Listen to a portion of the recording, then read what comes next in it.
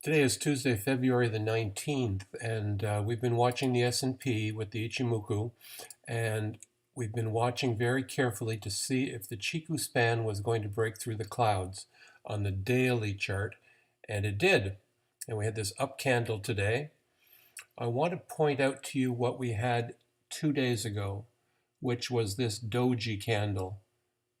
Let me just get rid of this green line here.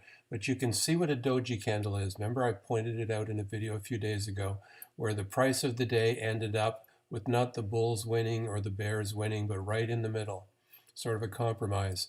What we look for is what happened the next day, and it was quite a gap up, which signaled that we were going to continue to have upward movement. But we still needed to be wary and see if this Chico was going to break. So I wasn't able, in my mind, to commit just because we had this up day after the doji. Now, let's go back to Twitter and what I tweeted on February the 14th, which was this Forbes article about what a doji candle means. So go back to my Twitter feed. It's just, a couple of tweets ago talking about that.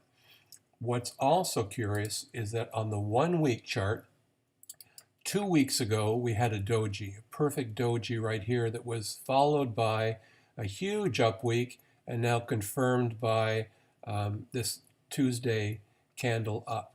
So we're above the weekly cloud. The Chiku span, let me just grab it for you and highlight it. Come on. Is this blue one here. The Chiku span saw resistance on the Tenkan-sen, as we might have expected. Sometimes it happens, quite often happens on the 50 moving average, but the Tenkan was just below it. So it's still looking like it's favorable to more upwards motion in the long term in the S&P. Apple, the charts still tell us on a daily basis that there is nothing happening here and we're just channeling, floating about in the middle of the cloud. And gaps are really important to Apple. We filled a gap here. We filled two gaps in this area here. We've got this gap above, which is back from December the 4th and 5th that hasn't been filled. And then below us, we've got this gap, which is from January the 30th. So don't know where Apple is going to go. I think we're going to see the Chiku span, let's highlight that, is going to find resistance on the 50 moving average. So we're going to see a little bit of a down, but probably just no excitement in Apple. I continue to be short puts to collect premium because I think the stock basically is dead for a while, so why not collect premium? AT&T, let's highlight the Chiku span here. We're seeing the Chiku span rejected at the cloud, support on top of these candles, coming up to the 50 for possible rejection. Price is broken up above the cloud, but we still got the Chiku span that's struggling back, but there's possibly some upward motion there. If we look at the weekly chart for AT&T, that's slow response. Nothing, just wandering below the cloud. So that's T.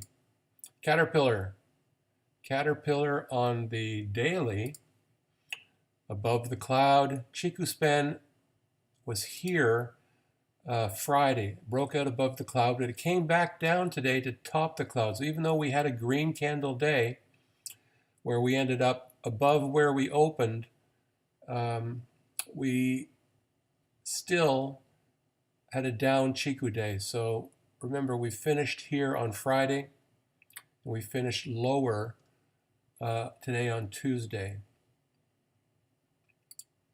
Intel Corporation. I bought more Intel today, as I said I would in the video last night. And if you remember what I tweeted, I was looking at different time frames to see when was the best time to buy it.